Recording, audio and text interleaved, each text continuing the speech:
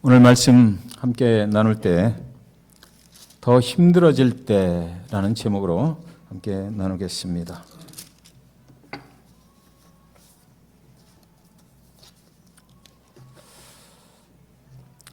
오늘 말씀은 43장에 있는 말씀인데요. 43장까지 오기 전에 41장에 보면 한 인간이 하나님을 의지하고 살아가는 한 인간의 가정이 어떤 상황 가운데 있었는지를 41장에서부터 이렇게 시작을 하게 됩니다. 그래서 제가 41장의 내용을 먼저 보겠습니다.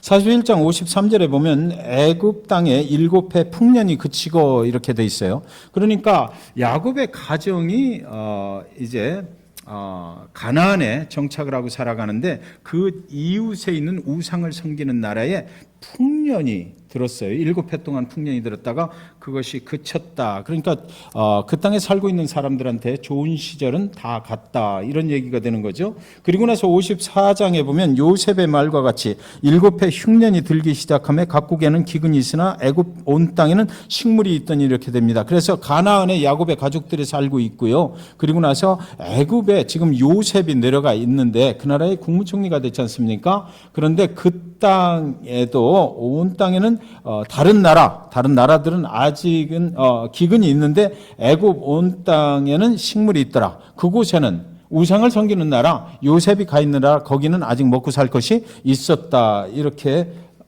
얘기가 돼요. 그리고 나서 56절에 보면 온 지면에 기근이 있음에 요셉이 모든 창고를 열고 애굽 백성에게 팔세 애굽 땅에 기근이 심하며 이렇게 됩니다.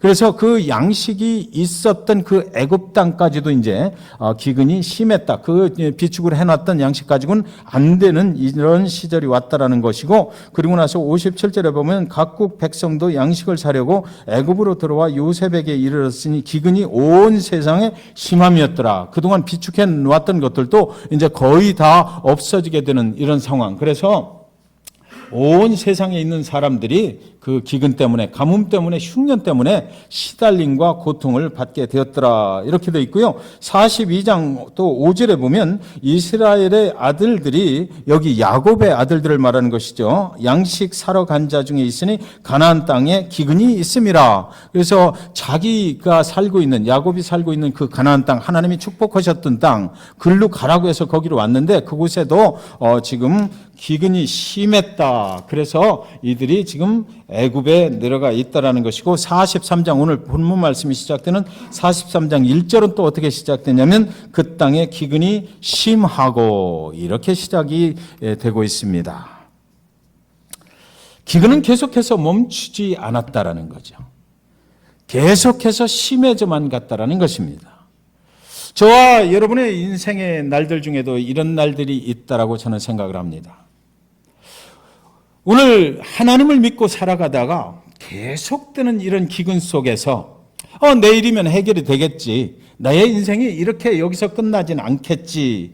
그러나 이 기근이 계속해서 끝나질 않고 해결이 되질 않고 계속될 때 우리는 무엇을 생각합니까? 어떻게 해야 이 기근 속에서 빠져나갈 수 있나? 이런 생각을 하게 되는 것이죠. 이렇게 기근이 계속되고 해결함이 보이지 않을 때 사람들의 첫 번째 반응은 무엇인가요? 첫 번째 반응은 지금 현재 가지고 있는 것, 이것을 잘 아껴야지라는 것입니다. 이것을 잘 킵해야 되겠다라고 최대한 그것을 보존하기를 애를 쓰게 되는 것이지요. 그러다가 보면 언젠가는 이 기근의 날들이 이제 끝이 날 거고, 그러면 옛날처럼 다시 좋아지는 날이 있을 것이다. 이렇게 생각을 해요. 그래서 오늘 현재 내가 지금 가지고 있는 것, 이것을 잘 관리를 잘 해야 되겠다. 언젠가는 좋은 시절이 오겠지라고 생각을 하는 것입니다. 그러나 여러분, 만약에 이런 질문을 본인들한테, 자신들한테 한번 던져보시기 바랍니다. 만약에 하나님께서 당신을 향한 뜻이 이 기근을 통해서 여러분의 현재의 삶을 지금과는 완전히 다른 장소와 다른 환경과 다른 상황 속으로 인도하기 위한 것이라면 여러분 어떻게 하시겠습니까? 하나님은 그 기근을 계속해서 여러분을 다른 곳으로, 또 완전히 다른 세상 속으로 인도해 가시기를 원하시는 것이다. 이 기근이 거기에 있는 한 끊임없이 우리를 어렵게 만들 것이다 라고 하신다면 여러분은 어떻게 하시겠느냐고요. 야곱의 가족들이 가나안에 살고 있었어요. 가나안은 하나님이 아브라함 때부터 약속하셨던 젖과 꿀이 흐르는 그런 땅입니다. 아브라함의 후손들이 가나안을 찾아간 거예요. 그래서 하나님의 인도함을 받고 간 거잖아요. 그런데 어느 날 요셉이 그곳에 갔는데 먼저 뜻하지 않은 일로 인해서 애굽 우상이 섬기는 나라로 노예로 팔려가 버렸어요. 그 가정에 전혀 예상치 못하는 사랑하는 아들을 잃어야 하는 그런 아픔이 이제 그곳에서 찾아온 거예요. 가나안 땅에서 하나님이 가라 그래서 그쪽으로 갔는데 그런 일이 거기서 벌어지는 것입니다. 사랑하는 아들 요셉을 잃어버리는 기근이 그 가정에 찾아와 버린 것이에요. 노예로 팔려간 그 요셉은 우상을 섬기는 나라로 간 것이거든요. 하나님을 섬기는 나라로 간 것이 아니에요. 당시 세계 최강국이었던 나라 그곳에 노예로 팔려갔어요. 요셉은 이제 애굽이라는 나라의 노예로 팔려갔지만 여러분이 다 아시는 것처럼 시간이 흐르고 나서 어떤 연유로 인해서 그 우상을 섬기는 나라 애굽의 국무총리의 자리에 올라가게 되었던 것입니다. 그들이 살고 있는 가나안 땅에도 이제 기근이 찾아왔어요. 기근이 왔지만 야곱의 그곳의 그 가정에 하나님을 믿고 살아갔던 그 가정, 야곱의 생각은 그의 가족들은 가나안에 머무르는 것이 좋다라고 생각을 했을 것입니다. 왜? 거기는 하나님이 약속하신 땅이니까. 하나님이 가라고 한 땅이라니까. 그러니까 우리가 우상을 섬기는 나라 애굽으로 가서는 안 된다는 그런 생각을 가지고 있었을 거예요. 또 야곱은 그가 사랑하는 아들 베냐민, 그 라헬을 통해서 얻었던 아주 늦둥이, 이 귀여운 거. 그런데 그 라헬, 자기가 가장 평생에 사랑했던 라헬을 통해서 얻었던, 그 여인을 통해서 얻었던 두 아들 중에서 요셉은 이미 어디론가 사라져버리고 없는데 이 가장 사랑하는 여인을 통해서 얻었던 베냐민만큼은 죽어도 놓치고 싶지가 않았을 것입니다. 이 베냐민을 어떻게 내가 그 우상을 섬기는 땅으로 내가 보낼 수가 있는가? 이 베냐민만큼은 내가 꼭 잘 보호를 해주고 이 땅, 하나님의 약속하신 땅 가나안에 내가 머물러야 되겠다. 이렇게 생각을 했을 것 같아요. 그래서 이 야곱은 다른 베냐민이 아닌 나머지 10명의 아들들을 그 애굽 땅에 가서 양식을 사오라고 보내버리는 것입니다. 양식을 사왔어요. 그들이 가서. 그런데 성경은 계속해서 뭐라고 그러냐면 기근은 더 심해졌다 그래요. 양식을 사와서 좀 이제 기근이 끝날 때까지 좀 기다렸는데 기근은 끝나질 않고 계속해서 더 심해졌다 이럽니다. 그러다가 보니까 애굽에서 사온 양식마저도 모두 떨어졌다라고 얘기해요. 죽음 앞에 계속해서 서게 됐다라는 것이죠. 야곱은 다시 아들들을 애굽으로 또 보내요. 양식을 또 얻어옵니다. 그러나 기근은 더 심해졌어요. 끝나질 않는 것이에요. 애굽의 국무총리 요셉이 그때 그 기근 관리를 하고 있었는데 그 사람이 근데 뭐라고 그러냐면 양식을 주면서 말하기를 너 동생, 막내 동생이 있지. 걔를 데리고 와라고 말하는 거예요. 어떻게 해서 그 얘기를 들어보는 겁니다. 막내 동생 있느냐? 그러니까 진실하게 얘기를 했거든요. 그러니까 걔를 데리고 오면 내가 또 쌀을 주겠다. 이렇게 얘기를 하는 것입니다. 그들을 자꾸만 그 막내 동생하고 딜을 해버리는 거예요. 요셉이 압박을 가하는 것이죠. 형제들 중 시므온을 감옥에 이제 붙잡아 놓아놓고 그리고 베냐민이 와야 그 막내 동생이 와야 이 시므온을 풀어주고 양식도 주겠다 또 이래버리는 것입니다.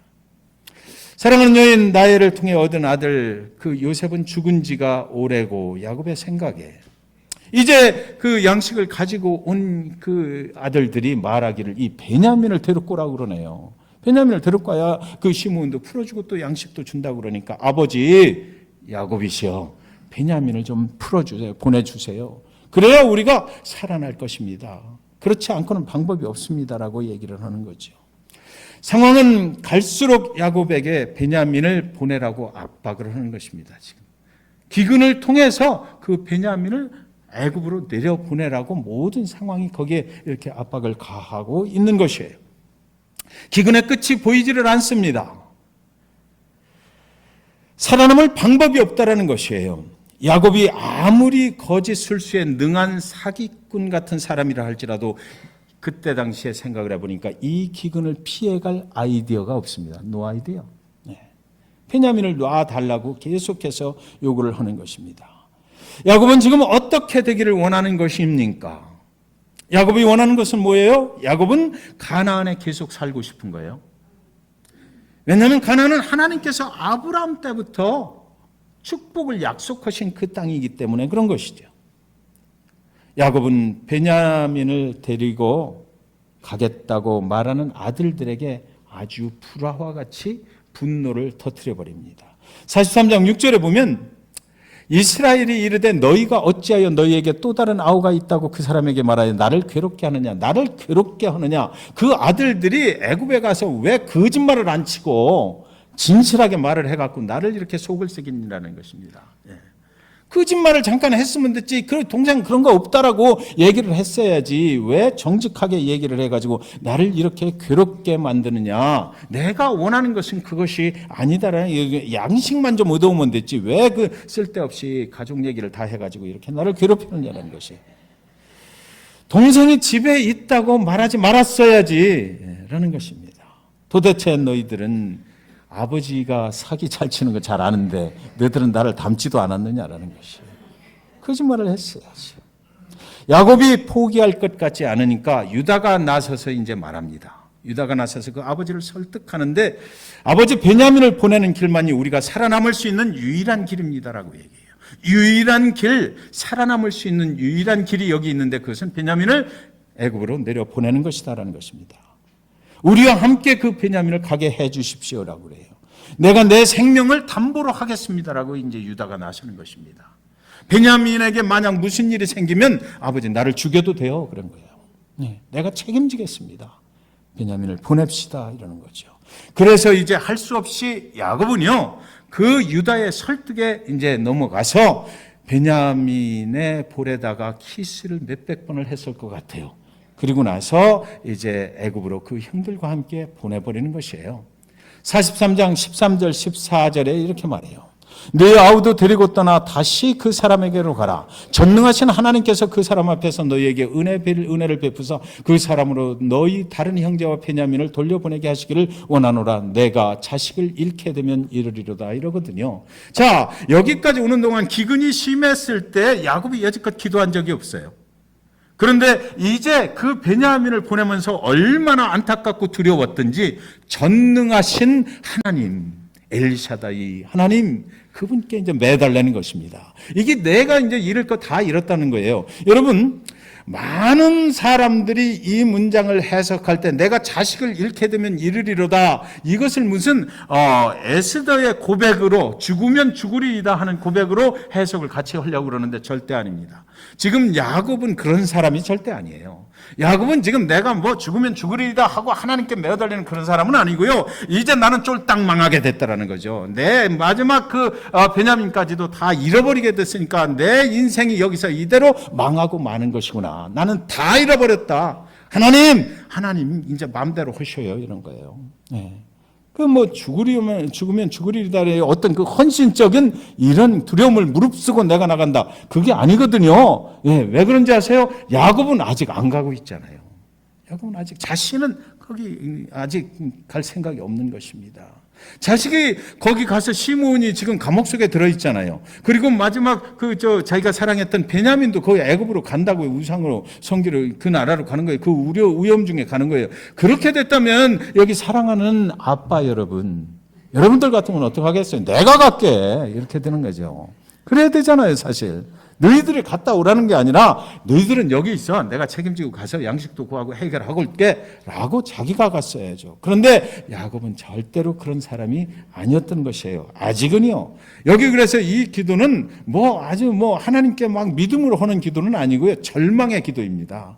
너희들 때문에 내가 쫄딱 다 망하게 됐다라는 것이에요. 하나님의 뜻대로 여기 가나안에 와서 살고 있는데 지금 이 상황이 무엇이냐? 나는 이제 모든 것을 다 잃게 됐다라는 것이죠. 하나님께서 우리에게 하신 약속을 잃어버리게 됐다라는 것입니다. 그 야곱의 인생 가운데 돌베개를 베고 누웠을 때 하나님이 나타나셔서 약속을 하셨잖아요. 그런데 지금 야곱의 입장에서 보면 지금 그런 것들이 하나도 안 이루어지고 있다는 것입니다. 그래서 그거 믿고 쫓아왔는데 그게 안 된다는 것이에요. 야곱은 자신의 것을 다 잃어버리는 이 기가 막힌 탄식을 지금 저 기도를 통해서 하고 있는 것입니다. 여러분, 우리는 이제 그 다음에 전개되는 스토리를 알아요. 그 아들들이 베냐민을 데리고 갔더니 요셉이 얼마나 좋아하는지 몰라요. 그래서 자기 그 핏줄의 동생을 거기서 만나고 다른 그 형제들한테 주는 것보다 5배를 거기 식단을 차려서 주는 겁니다. 그 베냐민이 뭐 다섯 곱절이나 먹을 수 있겠어요? 근데 마음껏 차려서 주고 뭐 전체를 베풀고 막 이러는 거예요. 양식을 얻어서 돌아와서 이제 아버지 야곱에게 그 형들이 뭐라고 그래요? 가보니까 요셉이 거기 있더라 이거죠. 우리가 죽은 줄만 알았던 그 요셉이 이 기근을 해결하는 애굽의 국무총리가 되어 있더라. 거기서 이제 요셉이 뭐 얘기를 하잖아요. 내가 요셉이다라고 얘기를 하고, 우리는 그 스토리를 다 알고 있기 때문에 구체적으로 얘기할 필요는 없을 것 같습니다. 드디어 야곱은 이제 두려운 마음으로 당신의 죽은 줄만 알았던 그 사랑하는 아들 요셉을 보기 위해서 온 가족을 이끌고 애굽으로 내려갑니다. 드디어 야곱이 가나안의 삶을 정리를 하고 애굽으로 내려가는 것이에요. 그때 하나님께서 그에게 나타나서 말씀하는 소리를 여러분 들어보십시오. 46장 3절 4절에 하나님이 이르시되 나는 하나님이라 내 아버지의 하나님이니 애굽으로 내려가기를 두려워하지 말라. 내가 거기서 너로 큰 민족을 이루게 하리라. 내가 너와 함께 애굽으로 내려가겠고 반드시 너를 인도하여 다시 올라갈 것이며 요셉이 그의 손으로 내 눈을 감기리라 하셨더라.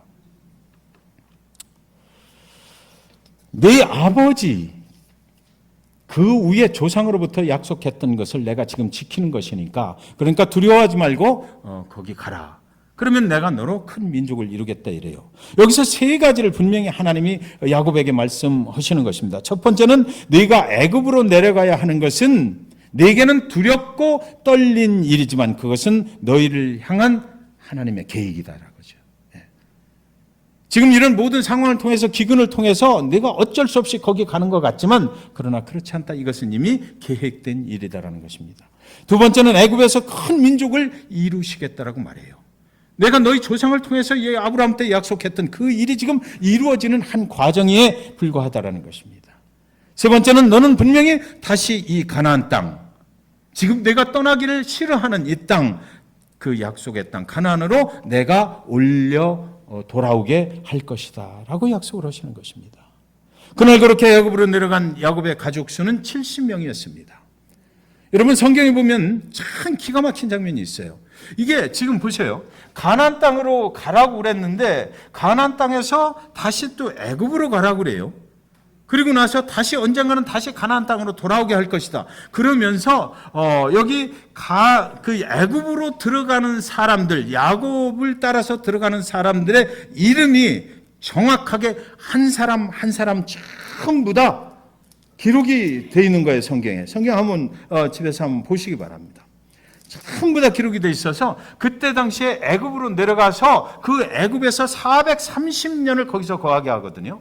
그러니까 애굽에 내려가니까 70명이 내려가니까 그때 애굽의 국무총리로 있는 요셉이 이제 거기서 이제 만나게 되고 그래서 요셉이 고백하잖아요. 당신들은 나를 해하라 했으나 나는 하나님이 먼저 보내서 당신들을 구원하게 하셨다. 그 기근 속에서 이제 구원이 됐고 그래서 애굽의 나라 중에서 가장 좋은 풀이 있는 곳, 가장 좋은 물이 있는 곳, 그 고센이라는 땅에 그 70명이 들어가서 살게 만들어버린 거예요. 그리고 나서 430년이 흘러요. 그때 430년이 흐른 후에 보니까 그때 당시에 70명이 그 애굽 땅으로 들어왔는데 이제는 몇 명이 됐어요? 장정만 60만 명이 된 겁니다. 그 430년이라는 시간 동안에 이 이스라엘 백성들이 엄청나게 불어나게 돼버린 거예요. 그래서 이때 그 다음에 그때 이제 바로가 바뀌어요. 애굽의 왕이 바뀌고 요셉을 모르는 사람이 이제 왕이 되니까 그때 이 바로가 이스라엘 백성들을 이대로는 둬서는 안 되겠다. 너무 많이 막 부흥을 하고 그 후손들이 번성해 버리니까 우리나라가 이들을 그대로 두면 위험하다. 그래서 이들을 노예로 삼아 버립니다. 그래서 아주 막 고역을 시키고 고통을 가하는 거예요. 그때 하나님께서는 또 누구를 준비해? 모세를 준비해요. 그 미디안 광야에 있던 모세를 준비하셔서 가서 이제 저들을 광야로 인도해 내라 그러는 거예요. 이것이 하나님의 역사 속에 있는 겁니다. 그러니까 그때 당시에 광야로 나온 사람들이 장정만 60만이라고 그러니까 그 가족들까지 전부 다 합하면 약 250만 명이 그 홍해를 건너서 모세를 따라서 광야로 나오게 됐던 것이지요. 아브라함에게 약속하셨던 그 젖과 꿀이 흐르는 가나안을 향해서 이제 그들이 이제 다시 올라가게 되는 것입니다.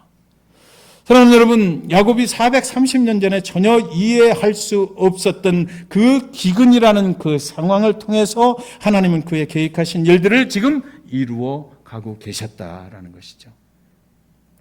그가 이미 야곱 이전에 아브라함에게 약속을 하셨고 계속해서 그 일을 이루어 가고 계셨던 것이에요. 아브라함에게 하셨던 그 약속이 성경에 분명히 기록이 되어 있는데 그 기록을 한번 보십시다. 창세기 15장입니다.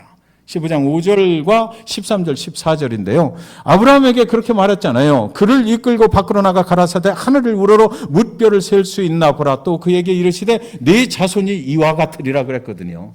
지금 현재 네 자손이 얼만큼 됐어요? 엄청나게 불어나게 됐죠. 여호와께서 아브라함에게 이르시되 너는 정령이 알라 네 자손이 이방에서 객이 되어 여기 이방에서 객이 된다는 것이 애굽에 가서 객이 돼서 그 나라의 주인 노릇은 못하고 거기서 430년을 살게 된다는 것입니다. 그들을 섬기겠고 그들은 400년 동안 네 자손을 괴롭게 하려니 그 섬기는 나라를 내가 징치할 것이며 이 징치할 것이며 그때 모세의 출애굽을 얘기하는 것입니다. 그때 거기서 재앙을 만나잖아요. 애굽 사람들이. 예, 그것을 말하는 것이에요. 그리고 그 후에 네 자손이 큰 재물을 이끌고 나오리라. 애굽에서 그들이 광야로 나올 때 그 애굽 사람들이 막 금은 쇠붙이 같은 것을 다 귀한 것들을 줬어요. 그것을 가지고 나오게 됐던 거예요.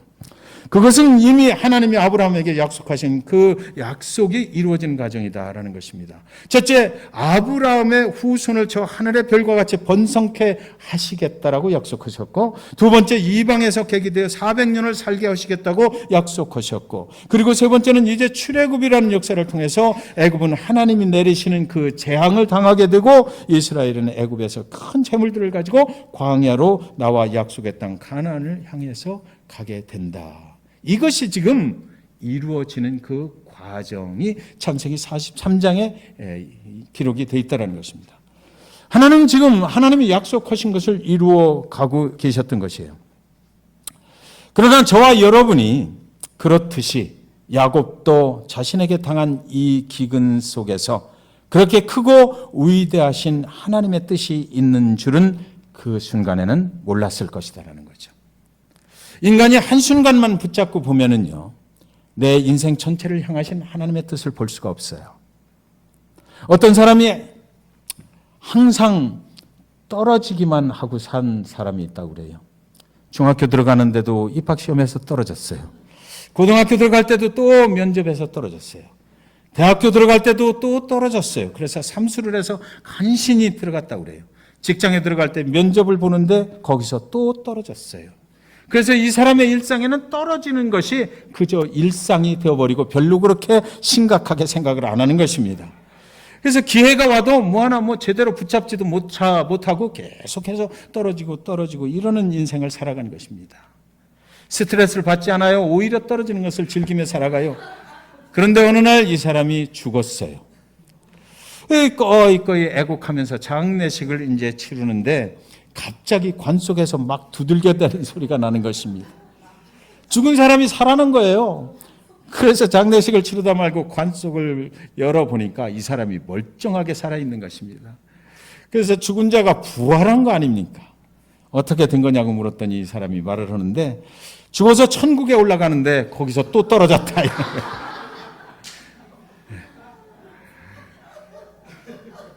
네, 계속해서 떨어졌는데 결국 이 세상의 삶을 더 살게 된 것입니다.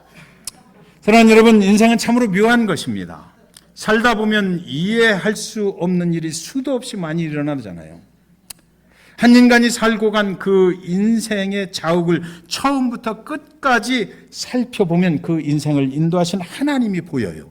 하나님께서 그때 그래서 그랬구나. 그 순간순간 그래서 그랬구나. 우리는 잘 모르잖아요. 그 순간에 당하는 그 기근, 육신의 아픔, 고난, 고통 이런 것들에 있을 때 하나님이 전체를 이미 보여주시질 않았기 때문에 우리는 잘 몰라요. 그곳에서 우리는 그냥 고통당하고 하나님 어디 계신가 막 이렇게 하는 거죠.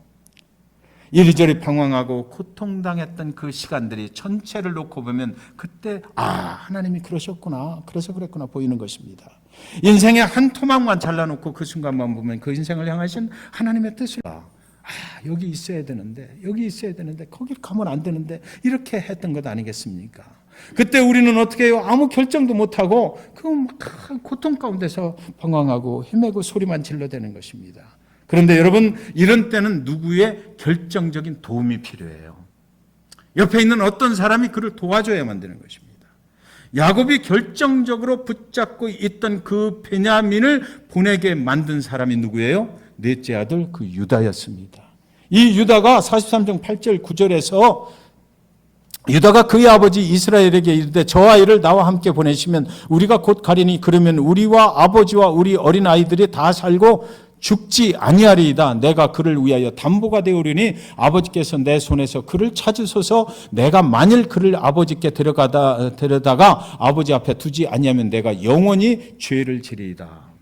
나를 담보물로 잡히겠다라는 것입니다. 우리 가족이 살기 위한 담보물로 나를 잡으소서 하는 거예요. 그 아버지가 망설이고 있을 때 결정을 하지 못하고 그럴 때 넷째 아들 유다가 딱 나서는 것입니다. 여기 유다의 후손에서 누가 나와요? 예수 그리스도가 나오는 거예요. 네. 기가 막히죠, 성경은. 지금부터 이 구약의 43장에서 이미 예수 그리스도가 이 가문에서 나올 것이라는 온 인류를 위해서 담보물이 되어주신 그 예수의 이야기를 여기서부터 하기 시작을 하는 것입니다. 네. 그리고 야곱의 이름이요, 이 43장 쭉 보시다 보면 야곱의 이름이 갑자기 이스라엘이라는 이름으로 바뀌어요. 참 기가 막혀요. 이스라엘이라는 이름을 어디서 받았어요?